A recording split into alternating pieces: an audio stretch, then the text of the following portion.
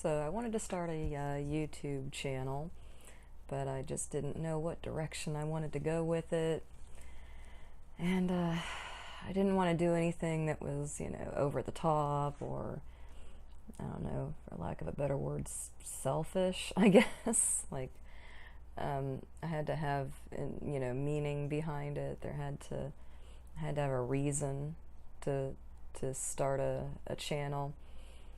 I kept looking and looking, and I have so few qualifications. I don't have the same level of education that some people have, but people are people, and we get our experiences and learn our lessons in different places, and so eventually my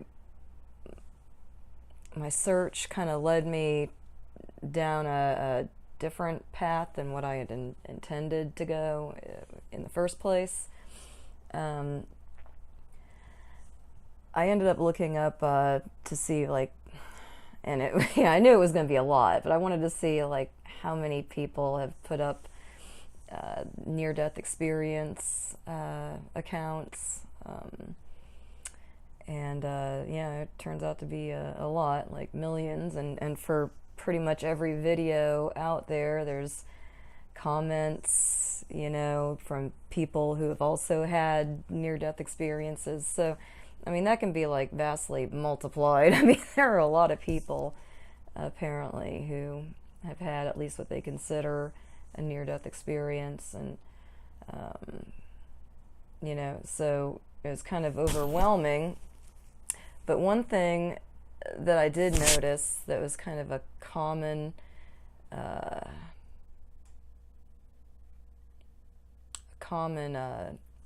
occurrence was that a lot of the people who made these videos, they waited many years. I saw a lot that waited 7 years, a lot of these people who waited 7 years, and some people who waited decades to share their story with anyone outside of maybe friends and family. And my own was, I've actually kind of had two, almost back to back. They were in the same year, about 2 months apart, but it was 7 years ago. And so I guess, as strange as it sounds, I'll probably be starting my channel with this video, just because I feel like maybe other people might be able to get something out of it. If nothing else, then maybe solace or reassurance. I don't know.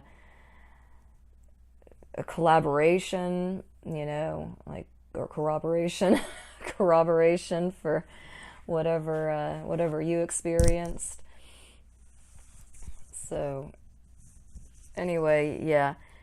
I didn't know at the time when I was 14, but I was having seizures. I had my first one when I was 14, and I was, at home on a school day, skipping school, faking sick. And naturally, nobody believed that something totally messed up had happened to me, and I thought I had a stroke. I was like, I don't know what the hell just happened, but it seemed like I passed out, and I lost vision, and lost my hearing, and all this crazy stuff, and I just kind of just fell out. And, I thought either I passed out or I had a stroke or something. And so years passed, probably, God, what was it? I was probably 20 or 21 when I had the next one. So, a lot of years, several years passed by before I had another one. So I just kind of, blew it off, said, well, whatever, I don't know what the hell it was. But then I had another one, and that one I had alone, no one there to witness it. I had a third one alone, no one there to witness it. And they progressively kind of got worse and a little closer together. To the point where the last two that I had mentioned, where I was alone I was actually at a friend's house who worked third shift, and I was in the kitchen. Actually, every time that I had one was somewhere near a kitchen or in the kitchen. Um, so anyway, yeah, I was both of those times I was alone as well, and I just know that I woke up and I had evacuated my bladder, so to speak. So at that point, I was really at a loss as to what was going on. I was kind of freaked out, but at the same time, I kind of had a feeling because my younger brother had epilepsy, and so as an adult, when I was in my 20s experiencing this, I kind of put two and two together, but I still didn't have any witnesses. I still wasn't entirely sure what was going on. So anyway, my current boyfriend of 16 years now, I met him when I was 21, almost 22. Um, and he was there along with the friend whose house I was at the other two times. They were both there one of the other times that it happened. And yeah, so I started getting them a little closer together more frequently. And they kind of started getting worse up until the point where I did have one where when I came to, I had no ability to move my lower half. I couldn't move from the waist down, and I had gone on myself again. I pretty much destroyed a couch. We had to throw it out, which was the second one that I destroyed that we had to throw out actually. Um, so yeah, I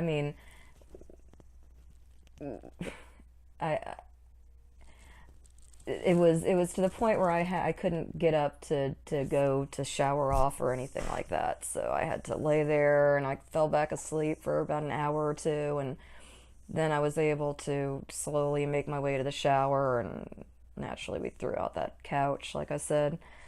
But I remember telling my boyfriend that that one was so scary that I was pretty sure that the next one that I had, I was gonna die, or possibly be a vegetable or something. And so about a year went by without another one, and then I had the one where I'm sure I actually did die. I felt it coming on like I usually did, almost like a panic attack. I tried to make my way to the bedroom, and on the way in to the bedroom, I passed through the kitchen, and my boyfriend happened to be standing there. And I told him, I think I was in the middle of the sentence, telling him it's happening again. And next thing I know, I was just blacked out. And then I see the tunnel. I literally saw the tunnel. It was kind of a dark gray, swirling mist kind of a thing going on. And I remember kind of moving closer, and it wasn't like a bright light or anything, but it was definitely a light at the end. It was definitely, you know, lighter than the tunnel itself. And I remember seeing three figures, like kind of looking like people looking over a well, and you're looking up and you see, like, forms looking over a well at you, over the edge of the well at you. And I remember seeing like a fourth one coming up and getting ready to peek over, and that's when I kind of just went right straight back into myself. My eyes opened. As soon as that happened, my eyes opened, and my boyfriend is standing, or he's kneeling over me, and he's like kind of shaking me, and trying to get me to come to. And I'm not sure if I had already started or if it started as soon as I opened my eyes, but just tears just gushing out. And I told him, just the first words out of my mouth were, I just died. I died. And later on, I think he was really shaken up, but later on he told me that He freaked out because he saw the light leave my eyes. He said that my eyes went dead for a second, and he thought that I had died. And so that was kind of like a, you know, like I said earlier, not a collaboration, a corroboration of my experience. And so yeah, I mean, that was the first actual time that I died, that I or near death. I'm not sure if I actually died because I never went through that tunnel, but there was a sense of comfort. There was no pain. I wasn't freaking out.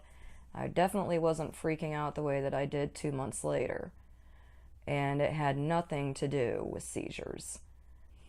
About 2 months after this, I was at work. I worked a third shift job at a gas station. It was actually a convenience store. They didn't have the pumps or anything, but it was a convenience store. Um, I worked third shift. It was around 4 a.m. and some strange guy kept coming in and out and asking me weird questions. And finally, he jumped the counter at me with a really long railroad spike he had wrapped up with some kind of cloth so he didn't hurt himself, like a handle. And he jumps over the counter and he's yelling at me to give me all the money. And this is the third time I've been robbed. I mean, I had been robbed at gunpoint before. Um, so I cooperated with him. I did everything by the books. I mean, it when your adrenaline shoots up like that, things really go in slow motion. And if you are smart enough to observe, to have, or even have, not even smart enough, just have the opportunity to observe your surroundings. Like I was so used to the surroundings. And I had been through this before, so it was like it just clicked in. It was like instinct. I knew how to deal with this person.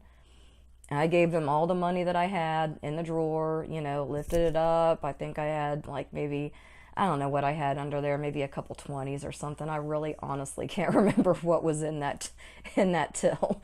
But anyway, yeah, I gave him everything that was in there, and he didn't want the change naturally.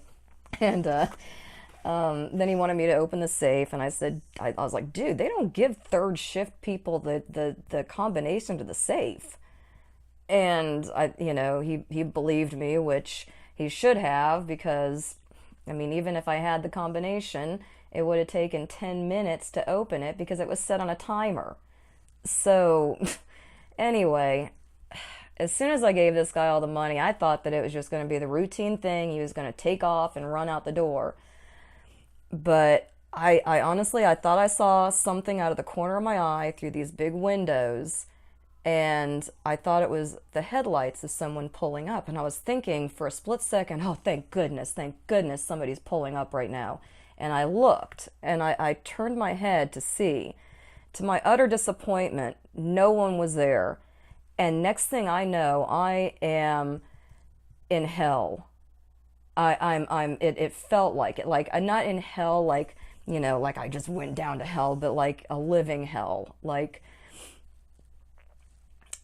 he apparently cracked me in the skull, and with that railroad spike, and I was laying face down. My head was bleeding out. I was face down in a puddle of blood, and the only thing that was going on in my mind, and I can honestly say I was conscious.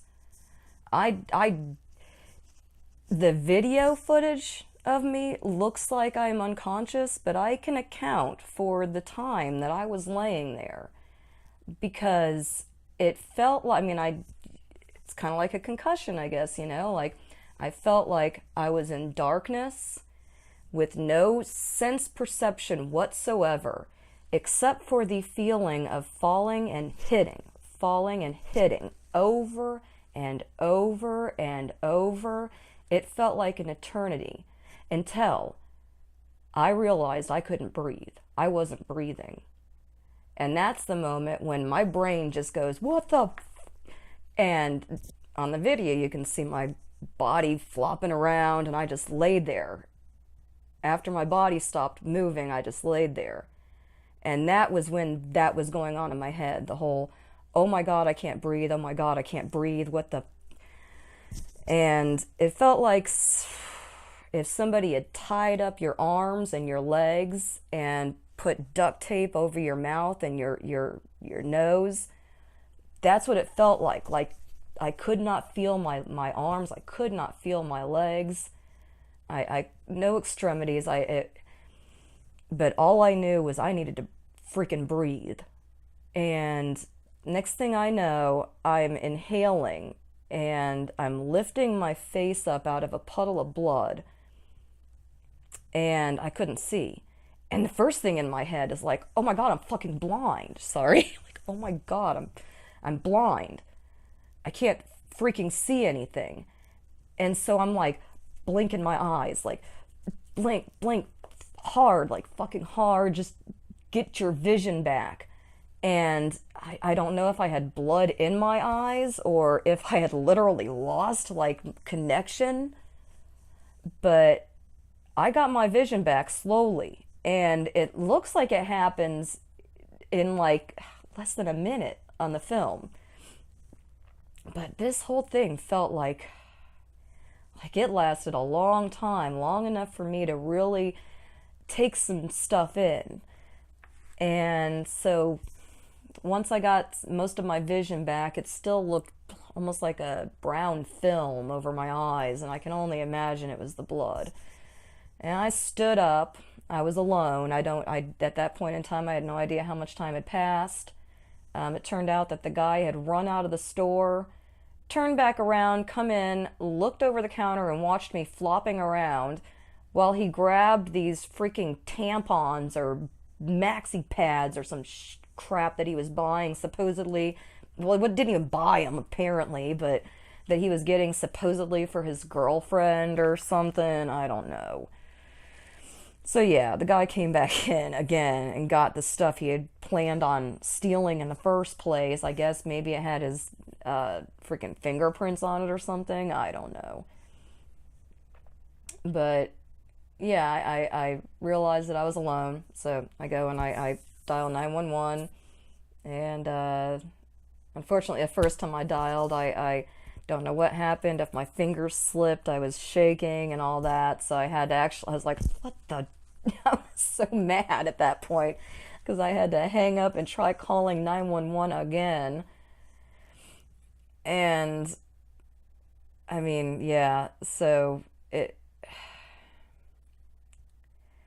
and the one thing that I keep going back on, when I think back on this, people people say, well, God saved you, angels saved you, oh, this, that, and the other thing saved you, and that kind of stuff. And that's all well and good for those people who want to believe that. I'm not trying to tell you what to believe. I'm just telling you not to tell me what to believe because, in all honesty, I think it did have a lot to do with changing my lifestyle.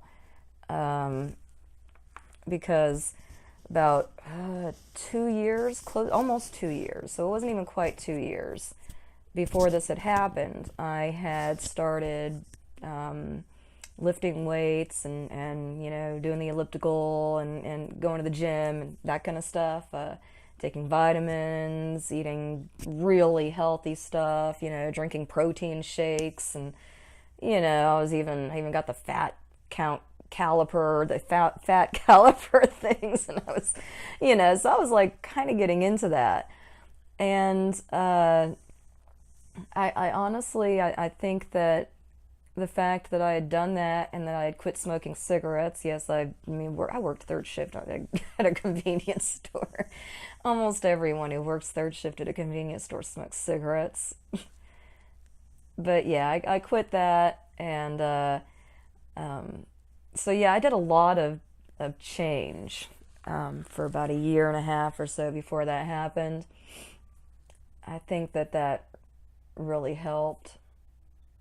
So I would advise anyone who's thinking about it right now, getting into health and fitness to do it, because that could be something, there could be something otherworldly involved in urging you to do this.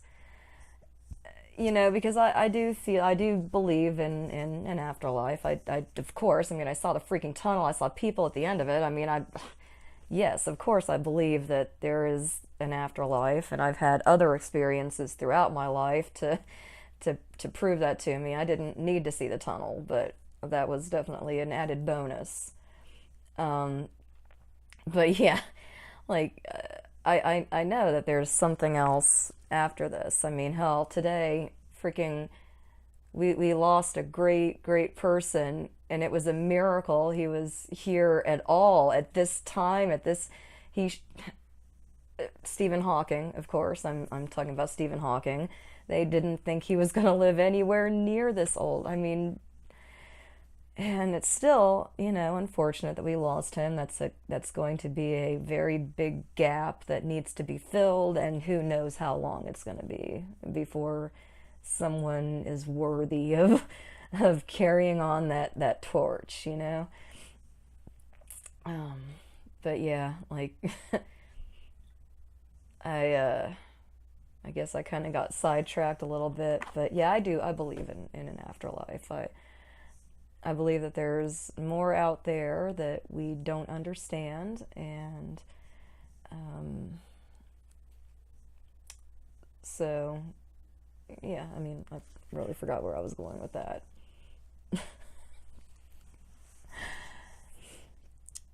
But anyway, I just felt like compelled to do a video on my own near death experiences. Now, I can't say for sure that the second one was a near death experience, because I didn't see the tunnel, and like I said, I felt like I was completely, like I was conscious, like I was aware that something had happened.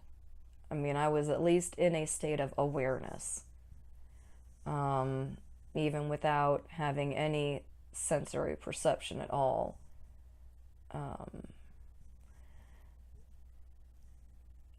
so I'm not sure if that was a near death experience, but I can't help but wonder if the one that I had before that, somehow something happened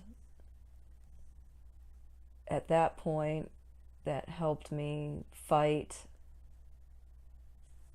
the battle that I would have to fight later. The whole reason I quit smoking was because well,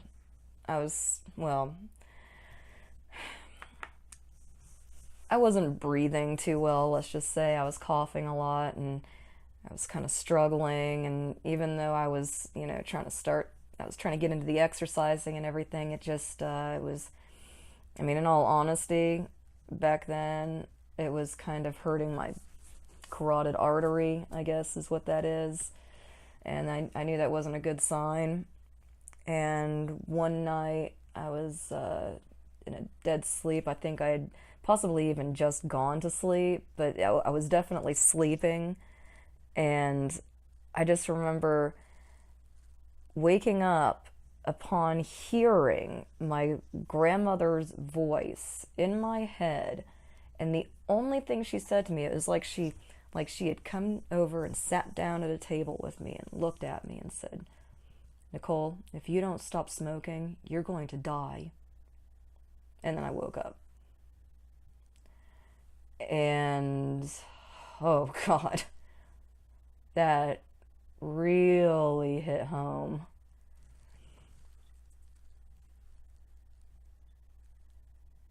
That really like set in stone that what I was thinking was going to happen to me was absolutely correct.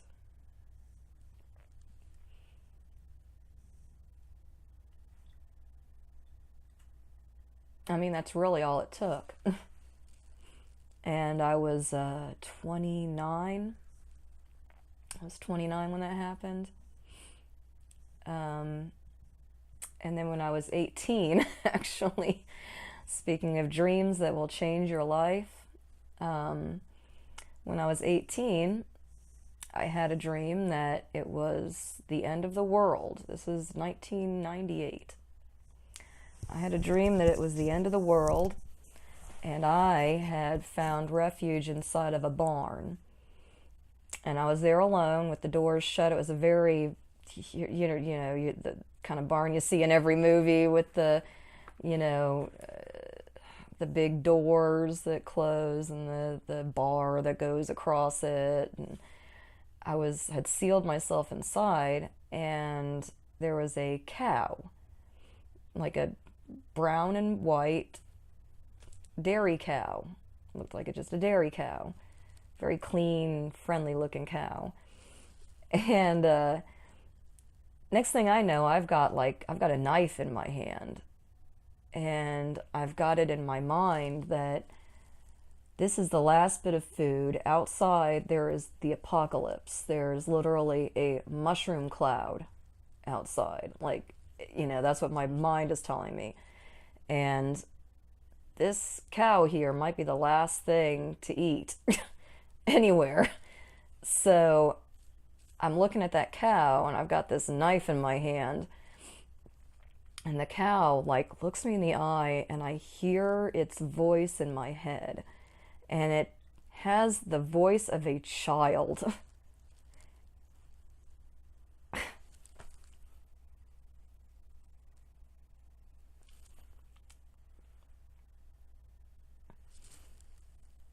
And it says, "Are you going to kill me?"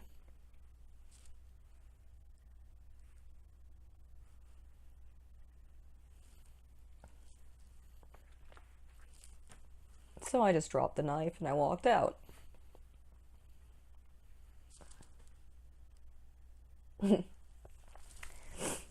And I haven't eaten beef or pork.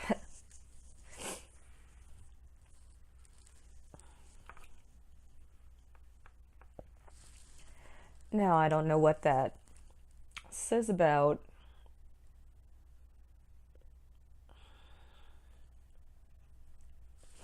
I don't know what that says about me as an individual.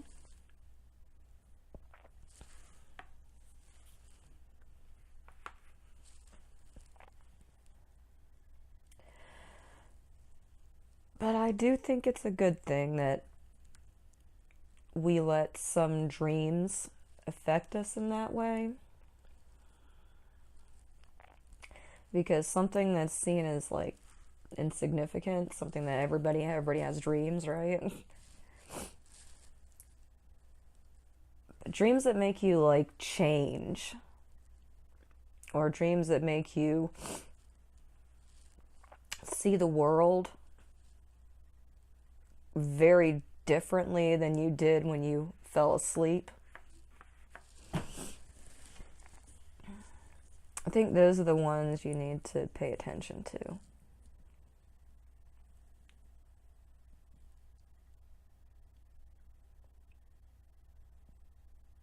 I'm not sure if that's, you, or like in that case, if that was me talking to myself, or if that was the universe talking to me, or if that was an actual cow talking to me, or my grandmother actually talking to me. I don't know. I hope to know someday, but I don't think that's going to be possible in this life or in this existence.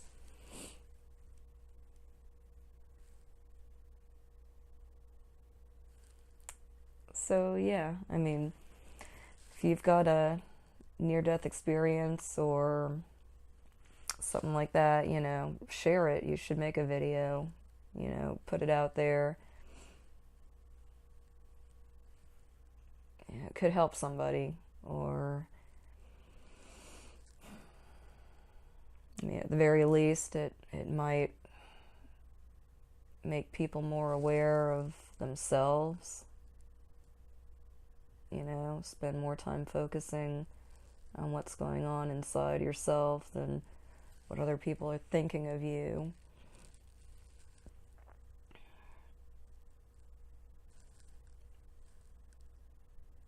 So, yeah, good luck, and I guess I'll probably make another video here shortly talking about some of the more paranormal things that I've seen or witnessed or heard or whatever. Because I do have kind of a small collection. I wouldn't mind hearing from other people. I always enjoy hearing, other people's experiences with the paranormal, the afterlife. It's something very near and dear to me. I've always, I can't say I've always, but since my grandmother passed, when I was 12, uh, I always talked to her. I always had an easier time talking to her than I would ever have praying to any kind of God. I really, that doesn't jive with me. But anyway, yeah, I know a lot of people, it's kind of like Contact, like the movie Contact, whatever's going on out there, whoever's out there, they could just be showing themselves to us as whatever we're comfortable or familiar with, like I see my grandmother, you see Jesus, I mean, who's to say that these aren't all just people living there, like maybe they're different entities altogether and they're tricking us. I don't know, but I mean, if somebody's gonna trick me into the things that I've supposedly been tricked into, like really, like somebody's gonna trick me into not smoking, does that even make any sense? So yeah, like if go with your gut feeling. If it's telling you to like kill people, like I would say no, like fucking go see somebody about that shit. But if it's telling you stuff that makes sense that anybody should be listening to, then and it's not gonna hurt anybody, then or anything, by all means, try to do that, try to succeed. So yeah, pay attention to your dreams and share your afterlife experiences with people. I think they'll appreciate it.